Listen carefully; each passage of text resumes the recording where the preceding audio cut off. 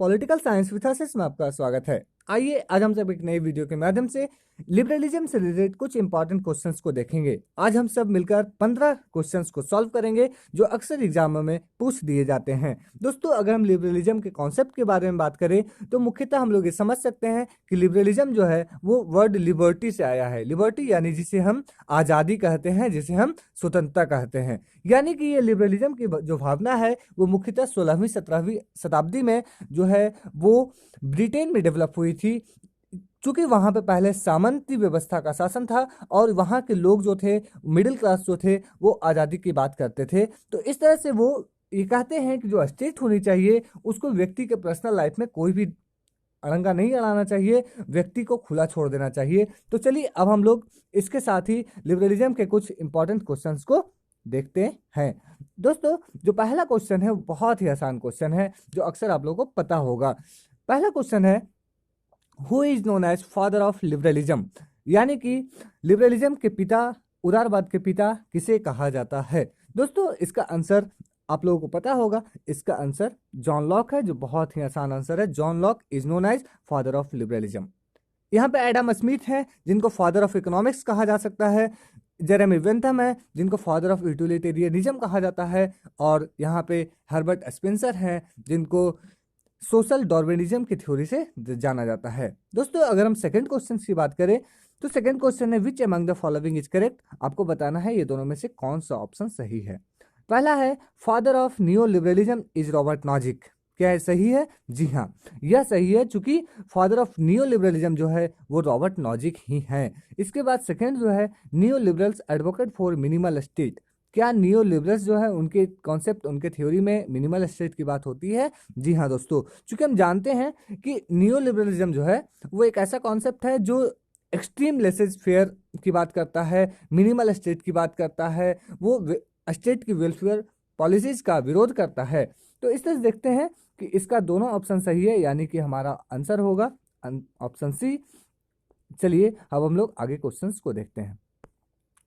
दोस्तों, हमारा जो थर्ड क्वेश्चन है वो ये है, विच among the following is not associated with new liberalism. तो अभी हमने न्यू लिबरलिज्म की बात की, तो जिसे हम लिबर्टेरियनिज्म भी कहते हैं, तो इससे कौन से इनमें से विचारक संबंधित नहीं है। Option A F A Hayek, option 2 Milton Friedman, option C Robert Nozick, option 4 all are supporter of neo liberalism.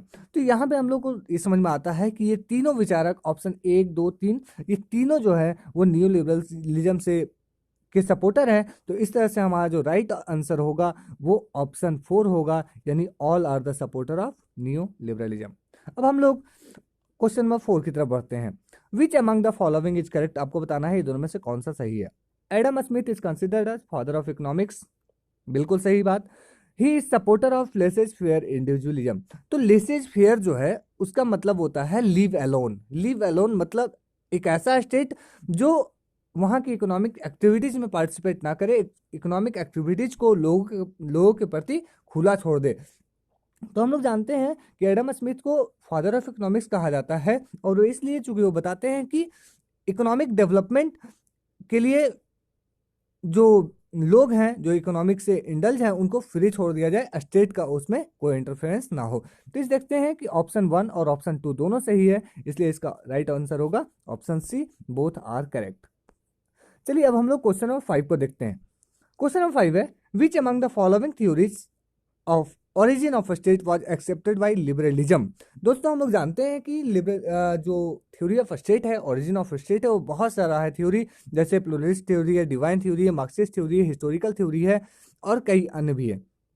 तो लिबरलिज्म जो है वो मेनली सोशल कॉन्ट्रैक्ट की बात करता है। तो सोशल कॉन्ट्रैक्ट जो है वो क्या है, वो एक ऐतिहासिक विकास की बात करता है, यानी कि इसका जो राइट आंसर होगा वो हिस्टोरिकल थ्योरी होगा, यानी कि ऐतिहासिक विकास का ही परिणाम स्टेट है, राज्य है। इसके बाद जो क्वेश्चन नंबर 6 है वो ये है, the term liberalism has originated from dash word Libre. हमने बताया कि शुरू में इसके बारे में थोड़ा सा कॉन्सेप्ट दिए, लेकिन ये जो लिबरलिज्म का जो वर्ड है लिबर, वो किस भाषा का वर्ड था जिससे हमारा ये लिबरलिज्म शब्द बना। तो मुख्यतः लैटिन शब्द था, इसलिए इसका आंसर होगा ऑप्शन ए। चलिए अब हम लोग आगे देखते हैं। दोस्तों इसके बाद क्वेश्चन नंबर 7 है, विच among the following is basic feature of liberalism. तो हमने लिबरलिज्म के बारे में बात की। लिबरलिज्म जो है वो ये कहता है कि व्यक्ति जो है वो तर्कपूर्ण है, व्यक्ति के अंदर रीजन है, वो खुद अपने विकास के लिए सक्षम है। तो इस देखते हैं कि इसका कौन सा ऑप्शन सही है। Option 1, man is embodiment of reason. ये कहता है कि मैन के पास तर्क है। Option 2, man is capable of deciding his good और बैड। क्या मैन अपना सही और गलत डिसीजन करने के लिए कैपेबल है। Option 3, contract as basis of social relation. क्या सोशल कॉन्ट्रैक्ट से ही लोगों में आपसी रिलेशन बना। या ऑप्शन 4 है ऑल ऑफ द अबव। ये सारा 1 2 3 तीनों सही है। तो यहाँ पे ये समझ में आता है कि ये ऑप्शन 1 भी सही लगता है, ऑप्शन 2, ऑप्शन 3 तीनों सही है, यानी all of the above option 4 answer होगा। इसके बाद है, Bentham supported his liberalism bye means of. Bentham अपना कौन सा तरीका अपनाते हैं जिससे वे क्या करते हैं, अपने लिबरलिज्म को सपोर्ट करते हैं।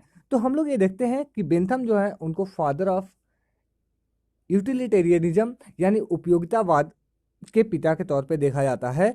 और इन्होंने अपनी पुस्तक फ्रेगमेंट्स ऑन गवर्नमेंट में अपनी बात कही है। तो इस तरह से Bentham supported his liberalism bye means of utilitarianism. ये इसका राइट ऑप्शन सही होगा, ऑप्शन बी। अब हम लोग आगे बढ़ते हैं।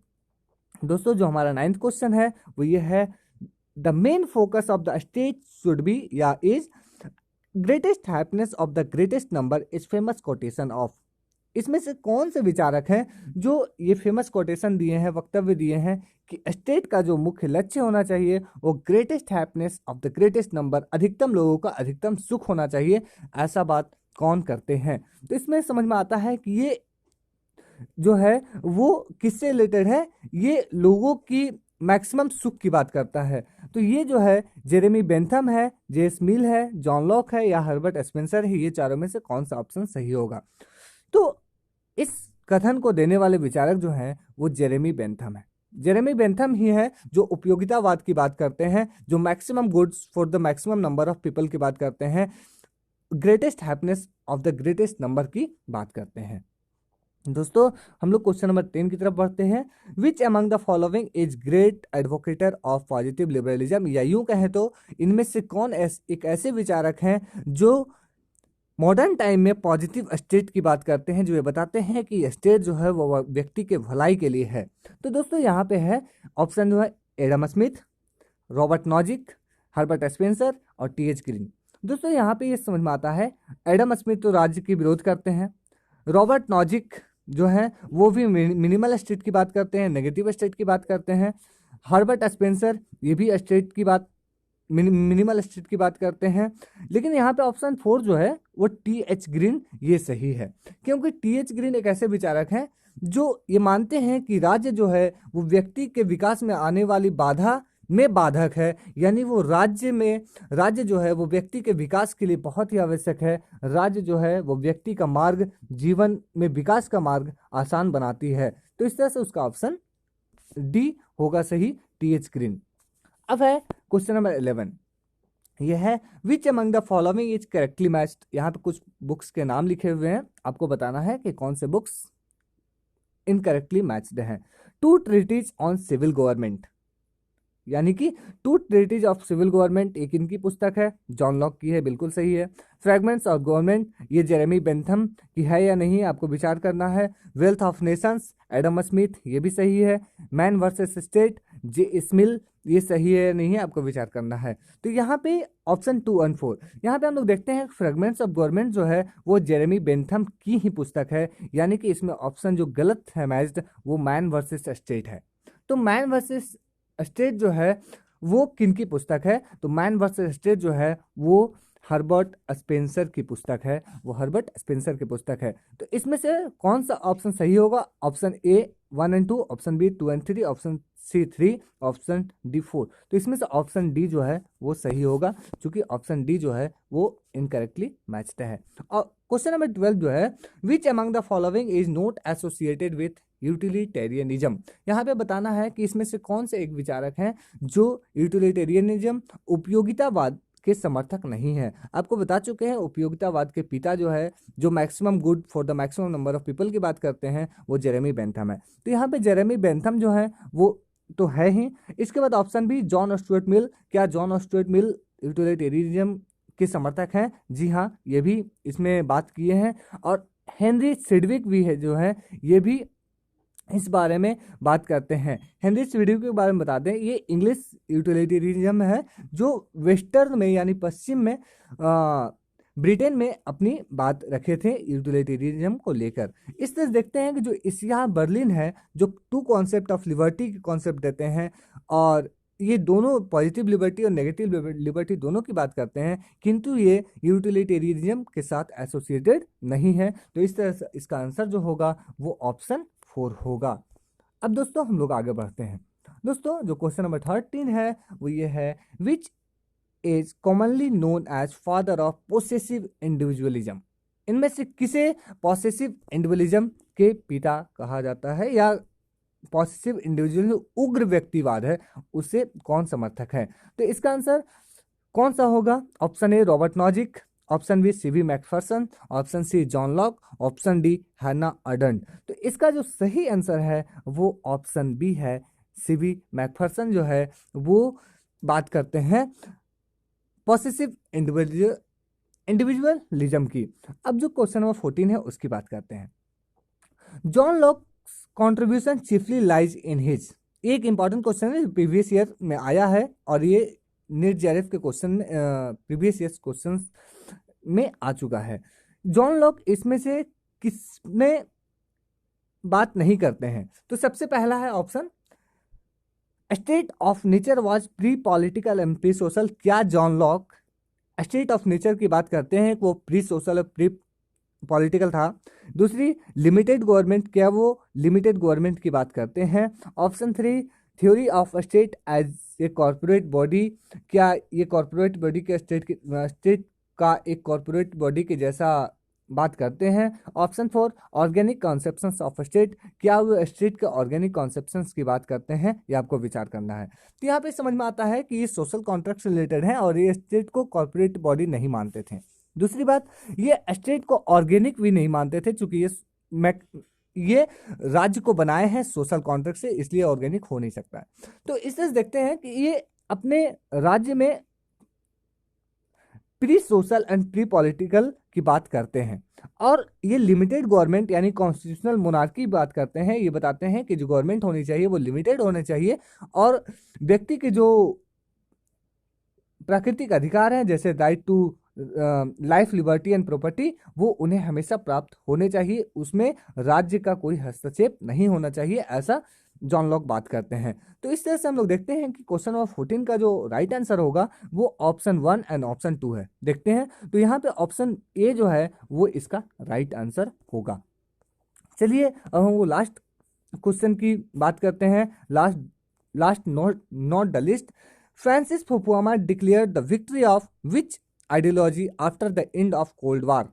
फ्रांसिस फुकुयामा जो है, जो एंड ऑफ हिस्ट्री की बात करते हैं, इतिहास की अंत की बात करते हैं, जो कोल्ड वार के समाप्ति के बाद अपनी एक फेमस पुस्तक and of history and the last man में उन्होंने बात की थी।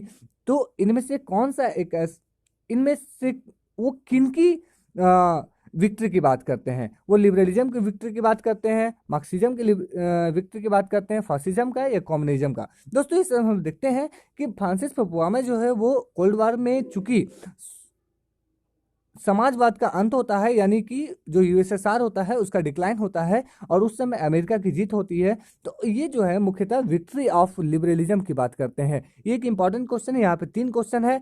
Who given the concept of end of history? Answer is Francis Fukuyama. Next question, the book, famous book end of history and the last man written by, तो इसका भी answer होगा Francis Fukuyama. The concept of end of history given after the cold war, ये भी एक important question है। And next, ये जो है फ्रांसिस फुकुयामा वो लिबरलिज्म की विक्ट्री की बात करते हैं। तो उम्मीद है दोस्तों आपको ये पूरा टॉपिक समझ में आया होगा, और ये जो 15 क्वेश्चंस हमने किए लिबरलिज्म से, ये बहुत इंपॉर्टेंट है। अगर आपको समझ में आए तो लाइक शेयर एंड सब्सक्राइब करना ना भूलें, अपने दोस्तों के साथ अवश्य शेयर करें। फिर मिलते हैं नेक्स्ट वीडियो में, तब तक के लिए धन्यवाद। जय हिंद।